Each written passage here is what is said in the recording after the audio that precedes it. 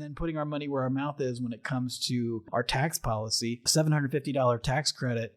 If you make a donation to a crisis pregnancy center, that's saying, hey, invest your money in these pregnancy centers that actually are helping pregnant women deliver babies and take care of babies. We think that's good policy, and so we're going to incentivize people to do that. And if you make those donations, you're going to get a break on your taxes. Hi again, everybody. Welcome back to The Narrative. Mike Andrews and Aaron Baer here with you today, and joined by Representative Brian Stewart, who's currently serving his third term as state representative for the 12th Ohio House District, which includes all of Madison and Pickaway counties and a western part of Franklin County. He lives in Asheville and attends Village Chapel Church with his wife, LaTanya, and their 3 children. And we're pleased to welcome him here today in his role as House Finance Committee Chair, because we got to talk about this budget that the House just finished their draft of last week, and we're grateful to have this time with you today, Representative. It's great to be here. Thanks for having me. Well, before we get into that, though, we've had you on the podcast once before, and for those of you folks who follow Representative Stewart, Brian on Twitter, you will know he is a movie buff. We agree on most things. Some of his movie takes I do find a little offensive, but most of them I agree with. You have a movie podcast that you just do what is that podcast? Tell the listeners about that one. Yeah, we're almost 5 years strong. It started out as kind of a pandemic era project with 2 Army buddies of mine. We found ourselves doing Zooms and talking about movies, and eventually said, well, why don't we just turn the microphone on and have this kind of preserve for friends around the world. And now we're 5 years in, 200 plus episodes. We've had listeners in 24 countries, and it's a lot of fun. So The Office Grunts. The Office Grunts. That's, I was gonna say that's the pod. I kind of feel like any movie made between like 2016 and 2021, 2022 especially, like it's really slim pickings where like every movie's had to like go out of their way to make some type of woke virtue signal, especially like the ones that end up at the top rate of the Oscars, those ones. Maybe in the last like 5 years, what's your maybe favorite movie or underrated movie that has gone unnoticed by folks? Richard Jewell is the Clint Eastwood movie about the Atlanta Olympic bombing, and it is sneakily like maybe the most conservative movie that has made it through mainstream Hollywood. I mean, it's a fantastic. I mean, Eastwood's always great, but Sam Rockwell, Paul Walter Hauser. It was my favorite movie of 2019. Got a couple Oscar noms, but kind of flew under the radar. But if you watch that movie, there is no better movie in the last 10 years made about the relationship of like citizens to the federal government than that movie. So that is always one of my go-to. Gotta track that down. That's a good one. I missed that. Did that go to theaters, or is that straight to? It did. Yeah. See, this is the type of information you get. That's why we're here. We got to bring it right. I will just say as an aside, and I don't know about you, but like and lots of people have written about like how Top Gun Maverick was like the beginning of Hollywood awakening to, hey, let's just make like really fun action movies, and we don't have to make a political statement, and people actually will pay to come. We don't have to make movies for China. We can make them for American audiences, and Americans will appreciate that. Yeah, wild ideas. And you'll appreciate this. And again, we've Mike has really sullied this podcast by bringing up so many Will Ferrell references onto the podcast in the past. But yes, that did not originate with me, sir. Anyway, but. This one, again, I can't be an official CCV recommendation to go see it, but one of the movies I saw that gave me the most hope about where Hollywood, that some folks were actually walking away from it, was, did you see, I'm sure you did you see The Fall Guy? I did. And, it's about a stunt man and all this kind of stuff. And there's multiple points in that movie, just complete aside, I know we got to talk about the budget, but there's multiple points in that movie where I feel like if it was made 5 years ago, they would have like inserted the obligatory gay character and inserted and they just made a movie about a stuntman getting beat up a bunch. And he does a bunch of stuff that we would not condone here at CCV, all the types of normal caveats that you'd hear. But it was just like, nope, we want to see really funny, charming people fall out windows. And you're going to make a lot of money if you make that movie. Yeah, it definitely kind of feels in some ways like the fever has broken a little bit. Yeah. I mean, I think that, not having to play to Chinese audiences anymore because they don't let our movies come to China anymore. And I think just kind of recognizing what has done well and what has not done well. You're getting back to a little more traditional kind of fare. Rebel Ridge on Netflix. Rebel Ridge. Okay.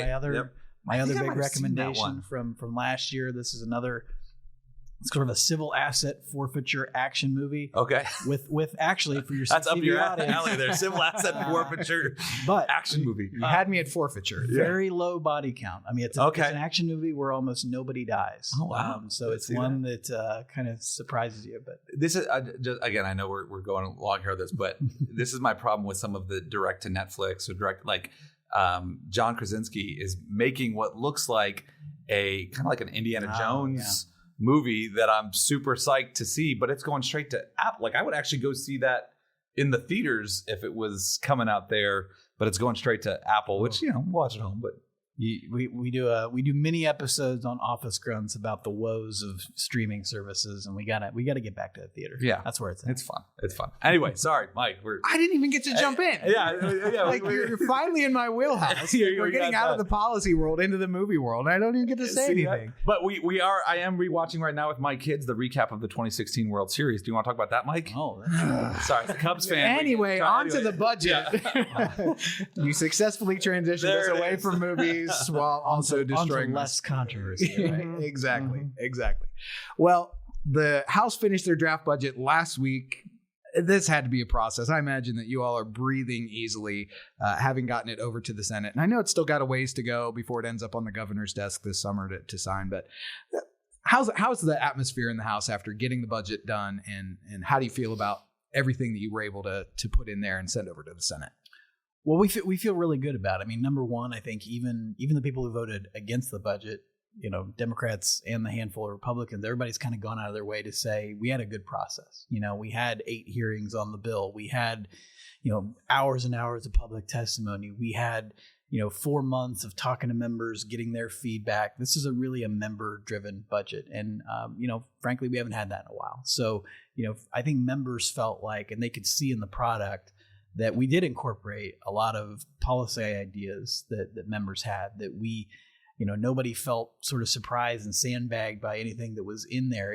It's the budget bill. No, I don't agree with every single thing that's in the budget. It's got my name on it. It's by nature a compromise when you have 11.8 million people and you have to have a budget that, works for Chillicothe and Cleveland, right? So we feel good though about the process we had. And then I think when you look at the product to have very nominal increases in spending, I mean, we're below the rate of inflation. We cut $4.4 billion out of the governor's version of the budget. We've done the fiscal responsibility side, but we've also paid for the things that I think everybody agrees government is supposed to pay for. We've tried not to pay for things that I think certainly Republicans think that we need to get away from. And then I think there's been a hunger in the caucus for a lot of years to do some of the more conservative policy ideas that we want to see. We have the numbers. Let's do those things in the budget, get them done, and be ready to move on. So I just want to ask a little bit more about that process, because I think for a lot of folks, everything that happens with the State House, they're a little bit aware of what goes on in Washington. The State House can be a little bit of a enigma for them. When I try to describe the budget to folks, the budget is the single most important thing that gets done over at the State House. This is round numbers, but I'd probably say 60 to 70% of the substantive work that gets done at the State House in a 2-year cycle really gets packed into these 6 months right now. So when you guys are actually, people see the public hearings that are going on, could you describe a little bit of all of the work that actually goes into preparing for those public hearings? And then you get all that feedback and you got to put it into a process. What does that all actually look like, just even for you personally as the chair of the Finance Committee? Yeah, so I think one thing to keep in mind is that the executive branch kind of starts first. So they make a proposal to the legislature and they get a year to prepare that proposal. All the different agencies, all the different departments. We get that document on February 3rd, and then we're on the clock. because we have to pass the budget by July 1st. We got to go to the House first, then the Senate. And so, and just real quick, you didn't even realize you were finance chair until like December. Correct. So it wasn't even, correct. Yeah. I mean, that was, on top of all that. Yeah. Yeah. The Speaker of the House, he got into his office on January 6th or 7th. Yeah. I got appointed mid-January. The first time I meet our budget director is about 2 weeks before the governor drops off his proposal. So we have to be quick. We have to be efficient. We have to be ready to roll.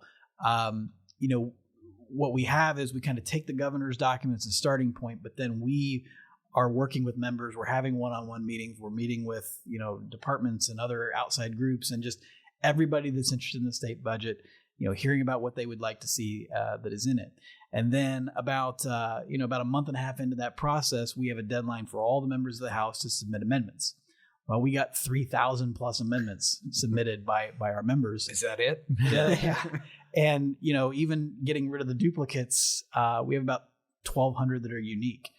And we review every single one of those. And I think one of the best parts of this process was, we had about a 10-day process where we are literally sitting down, going through all 1,200 amendments as a leadership team, with our budget staff, with the chairs of the relevant committees, and going through what's going to be in, what's going to be out, what's in the governor's proposal that we like, what do we think should come out, and then we go through 1,200 plus amendments from members to say, what do we think should be a priority here, and so.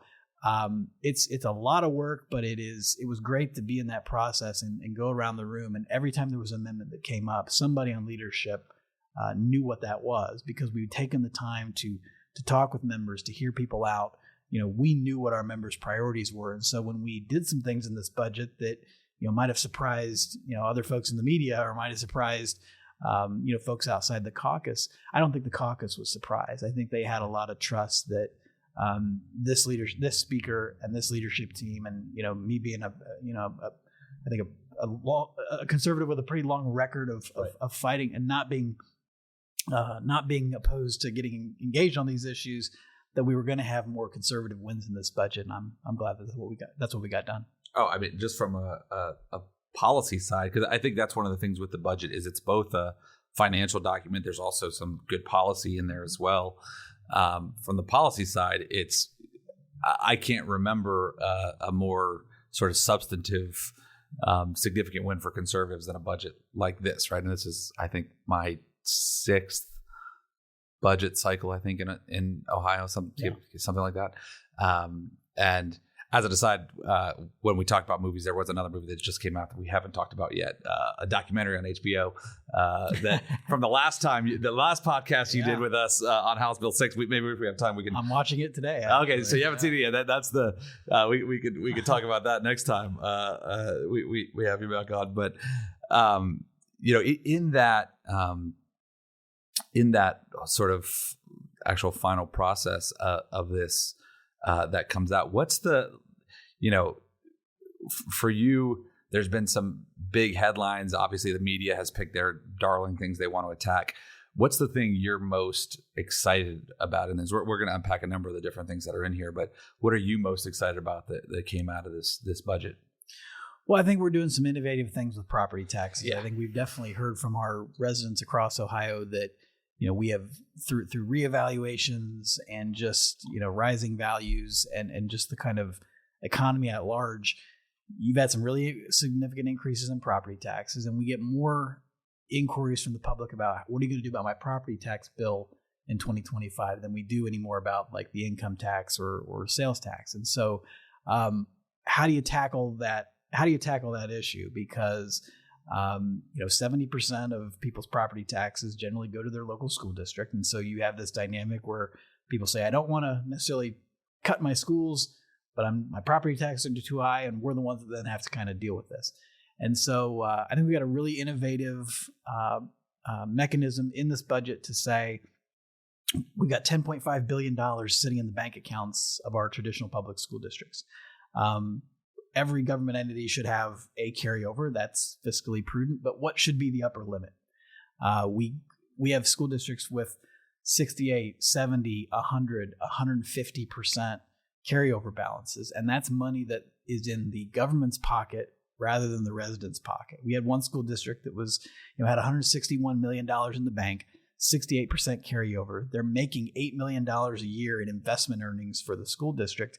Well, we think that some of those investment earnings should go to the folks who made the money and gave it to the government in the first place. We think that residents should keep more of that money in their own pocket. And so that's a really quick, significant bit of property tax relief that we can provide by saying, if you're above a 30% carryover, we're not going to let the county budget commission continue to add money to that pile. We're going to say, keep what you've got, spend it down. You continue to have a 30% carryover, but we're not going to have we should not have school districts hoarding hundreds of millions of dollars when that money comes from taxpayers.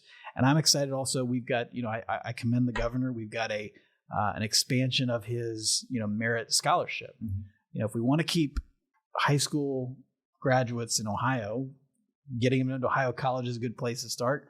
And the math's pretty clear. If you keep students in Ohio for high school and college, they're likely going to be an Ohio resident for a significant period of time. And so when we look at how do we make Ohio a national leader again to get, back on the cutting edge, being a place where young people want to stay is a big part of that. And I think saying now that we're going to automatically admit 10% of the top graduating class of every single high school, you are automatically admitted to any public university. I think that's a great thing. Yeah. On the property tax one front for me, I think most, all you ever hear in the media nonstop is we underfund our public schools in Ohio, in America. They would be surprised to know that every year the Republican General Assembly has funded more, has increased funding into our public education. I always come back to you take Columbus City schools where Burroughs Elementary School has $24,646 per kid. They had 6% of kids pass the third grade reading test, and it's like, how much money do you need per kid to get that number to 25%? Right. And they won't give a number because they don't. It's not a money problem. Right. You'll never see the media write that we are our second largest expenditure in state government after Medicaid is traditional public schools. Yeah. That's the case in this budget, just as it is in almost every budget. You'll never hear the media. Usually they won't even give you the top line number of how much we're actually spending. It's $20.1 billion on public schools over a 2-year biennium. Look, it should be a big part of our budget. My kids go to public schools. I went to public schools. My dad's been a public school teacher. But everything has a limit. Yeah. Right? We have to live within our means. We don't get to print money in this state. We have to have a budget that works. And so, we're doing an extra $500 million to traditional public schools over the biennium compared to last biennium. And all some people want to claim is that we're somehow underfunding our schools. There's a lot of bad advocates in this space to be blunt about it. But the reality is we are investing in our schools, and we're also expanding school choice in this budget. And we think that's a good balance to keep. Yeah, that's a great narrative to start poking at, because I know just anecdotally on my social media feeds, it's the school that I went to and my current school district. Everybody's talking about contact your representative. They're pulling our funding. We're going to get less money than we have. And obviously being in this space, I know somewhat of the math is, and it's just ridiculous to see that just catches fire and goes and goes and goes. If your kid gets a $10 allowance and they come and they say, I want a $50 allowance, and you say, you know what, I can't afford $50, but I can raise it to $20. Your kid didn't get a $30, allowance cut, right? Yeah. They got an increase.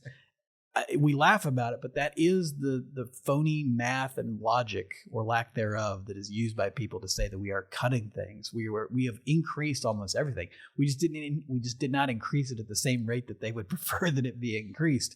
It's kind of goofy. Well, and that gets to fair school funding. I want to talk about that. I want to just point out one last thing on the property tax front, though. The 10.5. This is the biggest headline, I think, that has just been missed by the press and all of this. And what I loved about what you guys did with property tax here is it highlights that Ohio's public schools are sitting on $10.5 billion in reserves, right? And this is not COVID money. right? This is setting aside, when there was all those, there was all these stashes of cash all over the place from COVID where it was just thrown around. This is just pure like operational money that they've got that they're sitting on, and then coming and showing up and saying they're being underfunded. They're not spending the money that they have showing up right now, and so the idea of tying the sort of property tax relief, and for some folks, I mean, I saw some of the numbers. The person that's actually been really great on this, Anna Staver at Cleveland.com, has run the numbers on, hey, I mean, for some folks, this will be a few $1,000s a year they're actually getting back on their property taxes. Because all of us, especially I know in Franklin County, when they did the property tax revaluation, our property taxes went through the roof here. Right. And so this is, a lot of times when we're doing, tax cuts and things like that, especially on things like the income tax, which is already pretty low in Ohio. And I love the conversation around zeroing out the income tax. I think that's things folks are looking at. But the real life money back in your pocket is not as, I think, significant as what people are going to see with this property tax strategy. No, it's a fantastic point. I mean, and look, I'm always game for an income tax cut, but we wanted to focus on property tax here because you said it. I mean, I've voted for multiple income tax cuts over the last several years. We've cut it so low already that when you do these incremental reductions, people see an extra $20-$30 a year. Right. Look, better than nothing, but that's not moving the needle. People are saying, thanks for my $30 income tax cut, but my property tax went up by $800. Right. So, to have a process here where we're not cutting the rate, we're not clawing money back, we're simply saying you get to have, every public school district can have a 30% carryover balance, but beyond that, we're not going to keep adding money to the pile. And the math of it is incredible. I mean, $800 refunds, $1,800 refunds, $2,800 refunds, depending on the value of your home. And this is, I think the media is struggling to cover it because if you really dig into it, it is real property tax. Right.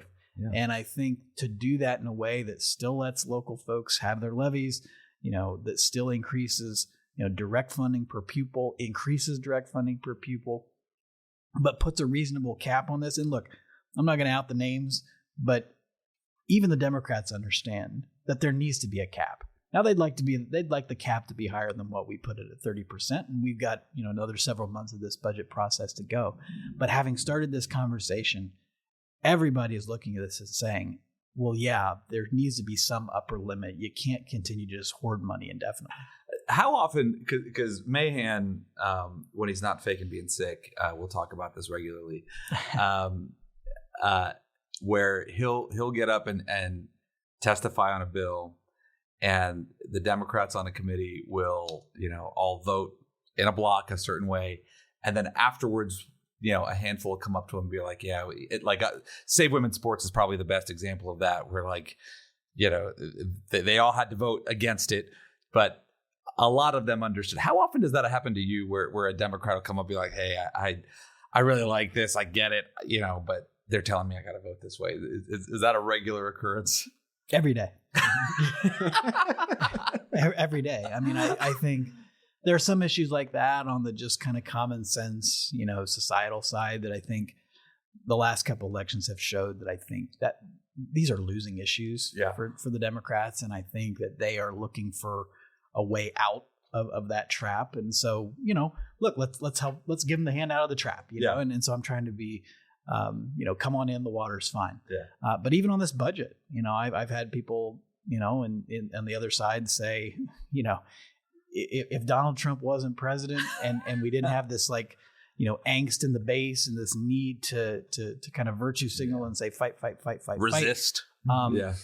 Goodness gracious, this is a budget where we're increasing funding for public schools, increasing funding for higher education, increasing funding for libraries, providing, $4.2 billion in property tax relief.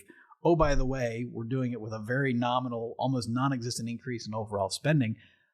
99 times out of 100, that's a budget that almost everybody could support. But, here we are, it's 2025, and we just had a presidential election, and I think there's some need for people to look like they're opposing Republicans, even though there's a lot of there is necessarily in this budget, when you're taking care of the whole state, you're going to take care of a lot of priorities for both parties, and we've done that. And I know, Mike's a good host, so he's trying to move us along to the other topics, but I got to just hit one more thing here on fair school funding. He said I was a good host. Yeah, you see that? No, Mike's the one that always keeps us moving along, so we don't dwell on one thing for too long. But I want to talk about this because one, the most sort of Orwellian title that gets thrown around Ohio's the State House all the time is the Fair School Funding Plan. It's reminds me of the Inflation Reduction Act or the Affordable Care Act. Where they the left comes up with these great titles and there were some I'll say there were some Republicans and some friends that were involved in creating what's called the Fair School Funding Plan. You talked about how I loved your sort of allowance analogy there, which I mean even under inflation, a $50 allowance is pretty steep, but this Fair School Funding Plan was passed a few GAs ago, General Assemblies ago, a few budgets ago, and it really they put this forward as, hey, it's a bipartisan approach to funding schools, but it's sort of the classic way that the left has gone about budgeting, where they introduce something and pass it, but they put these sort of growth mechanisms in it so that they don't really have to vote right now on this massive new budget expenditure and deal with, well, if we're going to spend this much, we either got to raise taxes or we got to, basically gut everything else. Can you maybe explain a little bit about what the sort of trajectory that the teachers unions and a number of folks had put us on school funding that would have just broken the bank around here? Yeah. And I think, look, a lot of Republicans voted for that plan because there is a kernel of good policy in it, right? If we are trying to determine sort of a baseline, what does it cost in the state of Ohio to educate a student? That's a good thing to try to determine. Yeah. People, not everybody agrees with this, but we do have in this state and have for a long time, wealthy districts get less from the state and poor districts get more. If you're an Olentangy school district, I think the average per pupil funding is like $646. If you're in the city of Columbus, it's $20,000 plus per student. So anybody who says that we're not making adjustments to account for, differences in wealth, that's just plain false.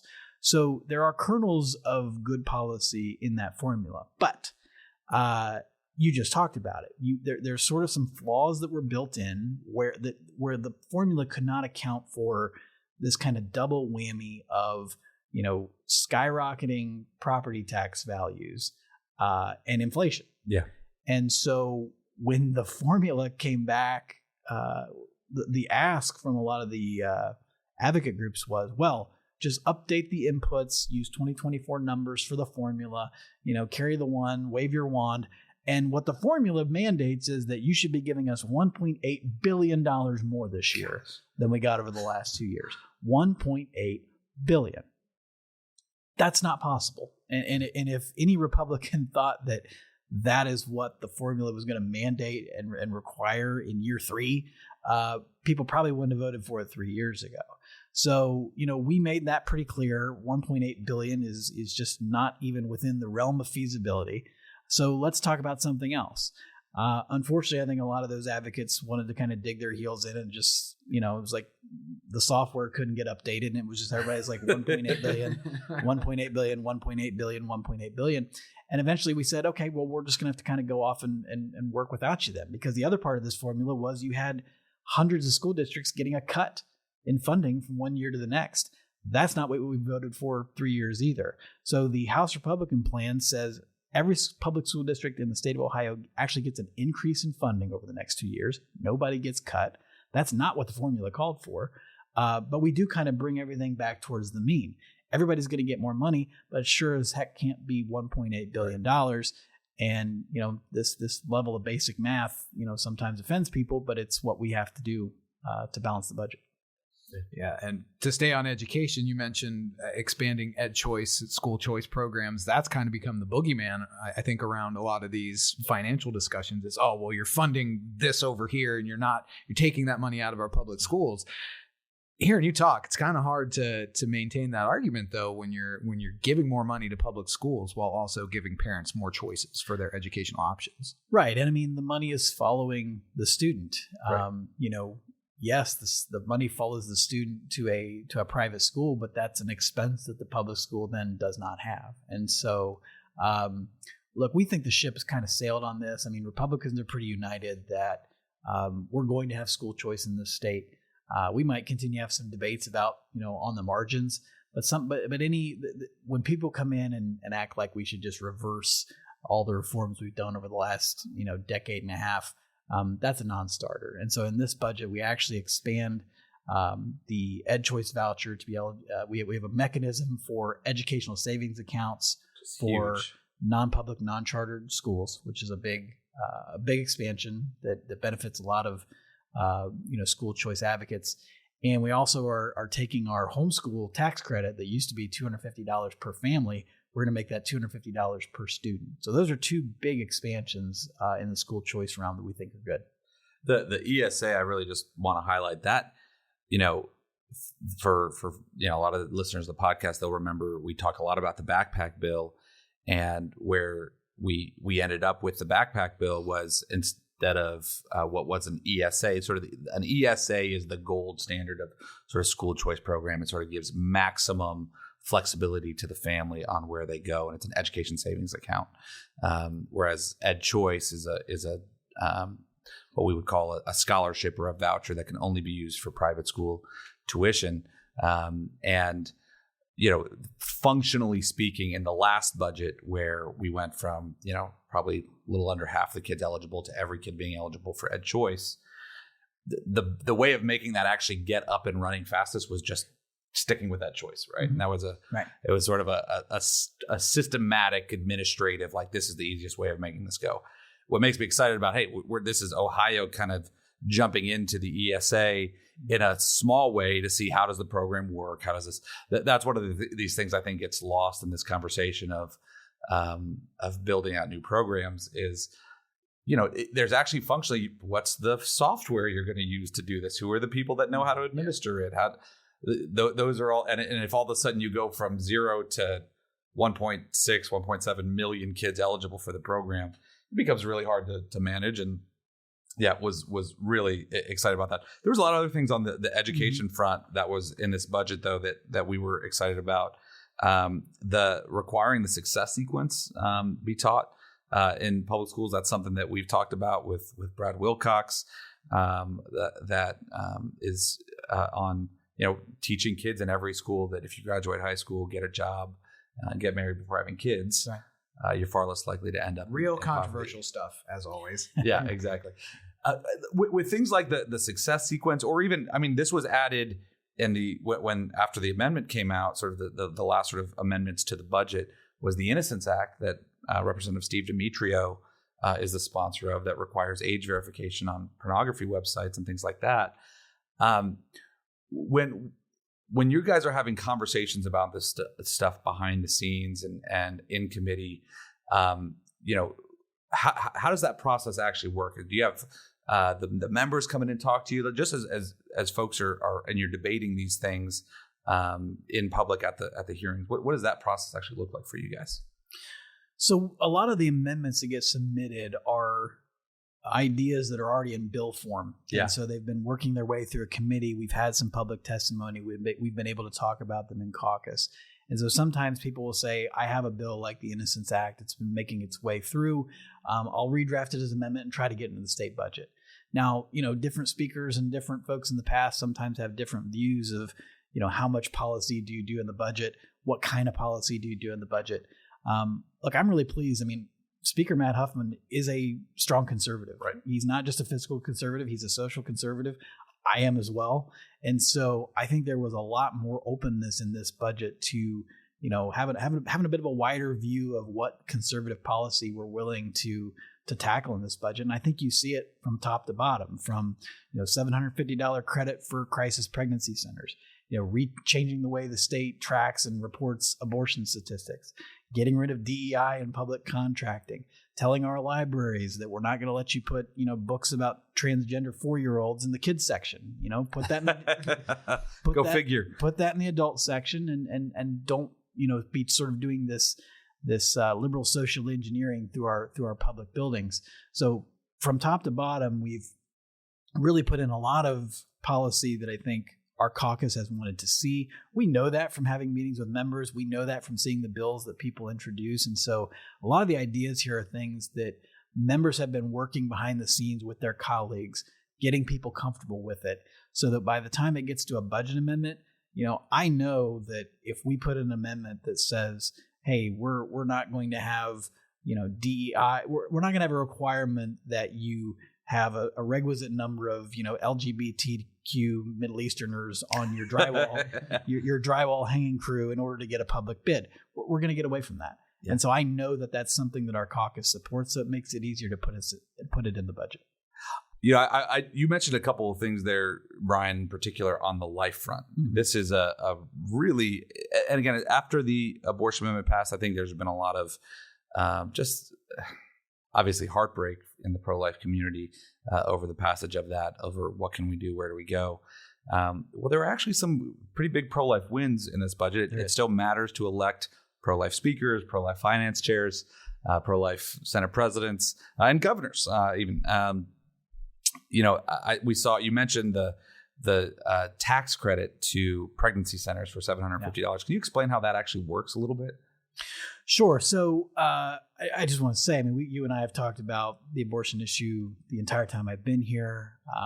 We fought really hard to try to keep that out of our Constitution.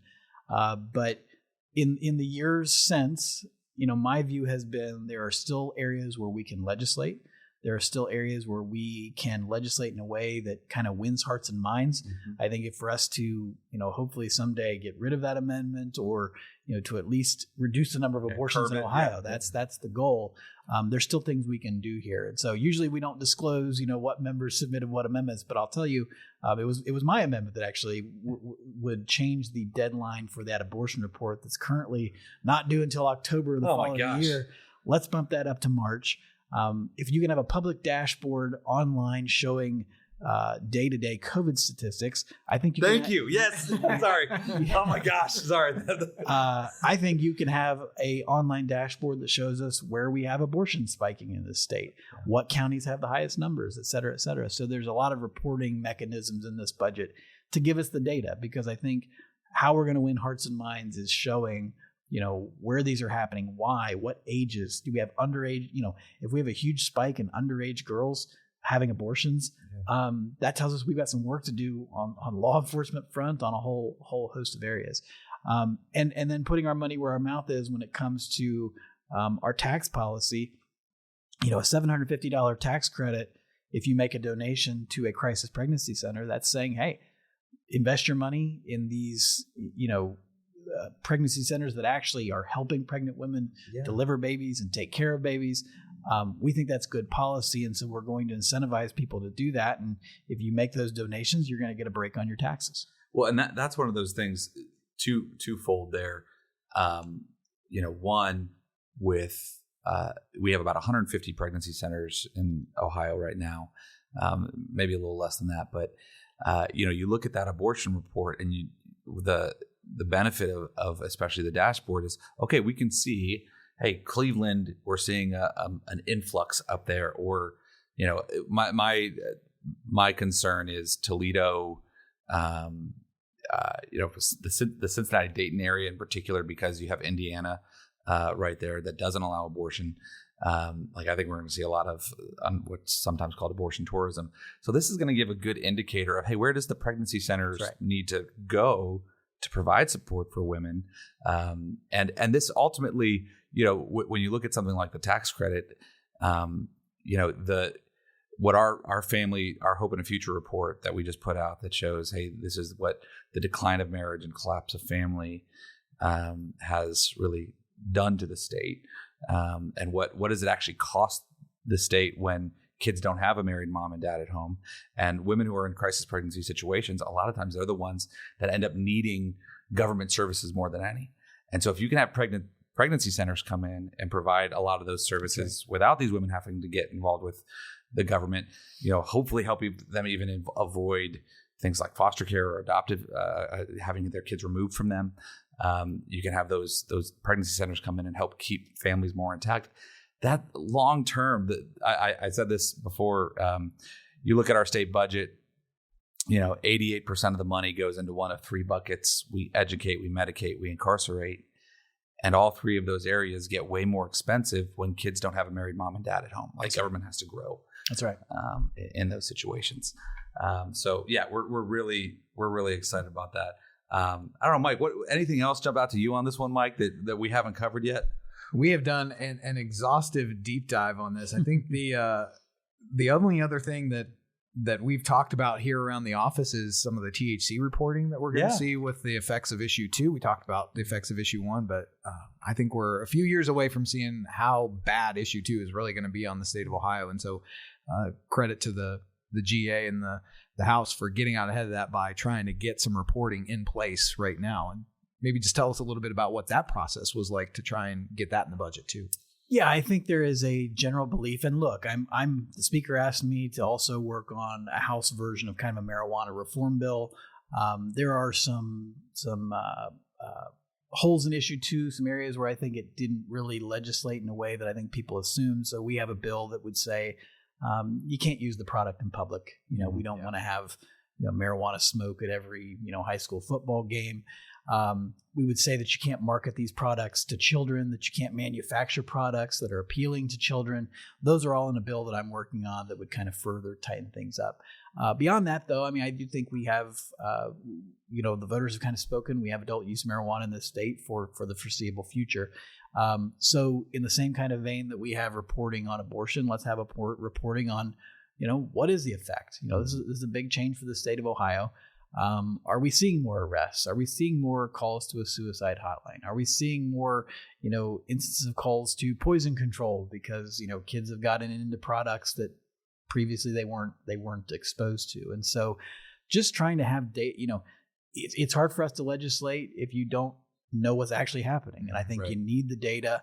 The first time you have a bill and people ask, well, why is this necessary? You got to kind of show your work and see why you want to make these changes. And I think we want to make as early as possible. We want to have a process for studying what's going on in the state because it is a big change. Yeah. And I think in general, my observation is we called this a pro-family budget when we put out a release about it here. You talk about it, Representative. You're saying that a lot of conservative principles came into this, and you're seeing how those go hand in hand in a very functional way with this budget, that to be conservative is to be pro-family. It is. We were encouraged. You look at how this budget process went, you get 60 of 65 Republicans. That's hard to do. I can't remember any. It's normally you're scraping to get 50 to 51 on a budget. So yeah, we are a big tent with a lot of different views and factions, and you can get 60 of 65. We're really encouraged by, and we were grateful for the support of CCV. For you guys to come out during that process and help highlight some of these conservative pro-family things that are in the budget. We really didn't have, conservative right-leaning groups on the outside taking shots at this budget.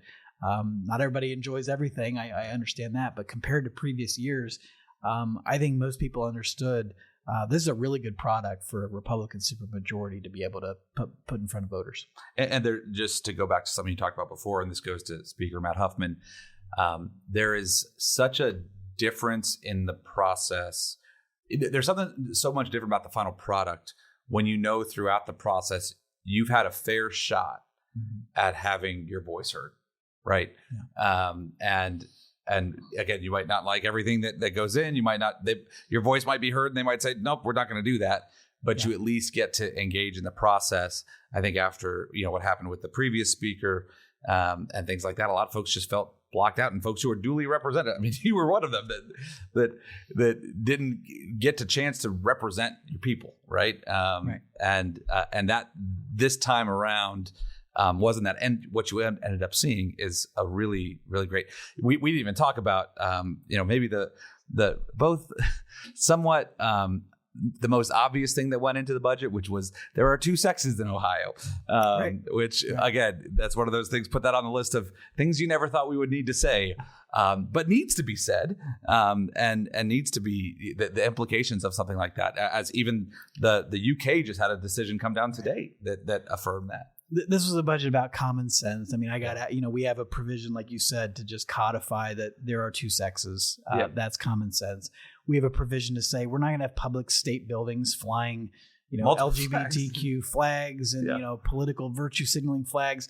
Fly the American flag, fly the Ohio State flag, fly the POW-MIA flag. But beyond that, in either direction, we don't need to be politicking at our state buildings. And look, it's kind of ridiculous that we have to do this, but we didn't pick this fight. We have a provision in this budget to say that if you're a public building, you don't put the tampons and menstrual products in the men's room. And I get asked, well, why is that in the budget?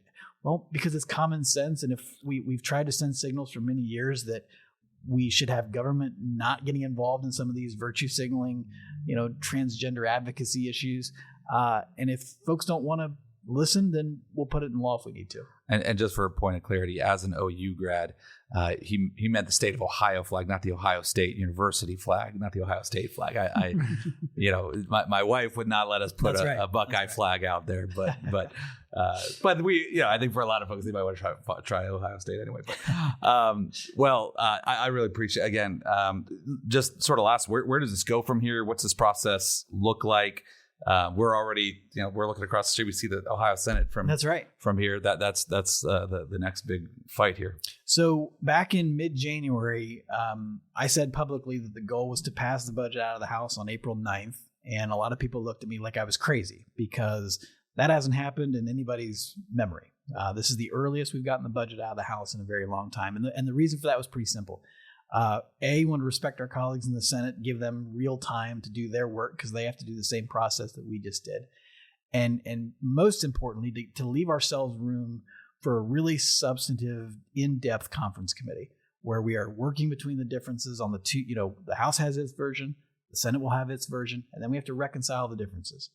And to have an opportunity to go fight for our members' priorities, to dig in on some pretty complicated issues and do that with hopefully we get 2 full weeks to do that rather than, 6, 7, 8 days. We think that'd be a better process for the state. And so, I'm working well with Chairman Serino. Senator Serino is the chairman of the Finance Committee in the Senate. We see things, I think, very similarly. I think that on the big issues, philosophically, the House and the Senate are more aligned than they've probably been at any time in the last, certainly the last 10 to 20 years, I would say. And so we're excited to see how that plays out, but we have a deadline in the Constitution that we need to get this done by July 1st. And if I've met my unofficial deadline of April 9th, you can bet I'm definitely going to make that deadline in the Constitution. Yeah, that's a great point. Senator Serino is great friend of CCV, great friend of conservatives out there, and Senate President Rob McCauley, also another strong conservative. So maybe we'll have Jerry come over after the Senate passes and have a conversation with him as well, because we're really looking forward to what to come ahead. Yeah, we can ask him about the Brown Stadium funding since we didn't put you on the spot with any of that. Anytime. Yeah. Well, Representative Brian Stewart, thanks so much for the great work on the budget and for all you're doing over at the Ohio House. And we're grateful to have you here on the podcast today. Thanks for joining. Thanks for having me on. It's always fun. Thank you for tuning in to this episode of The Narrative, presented by CCV and produced by Wessler Media.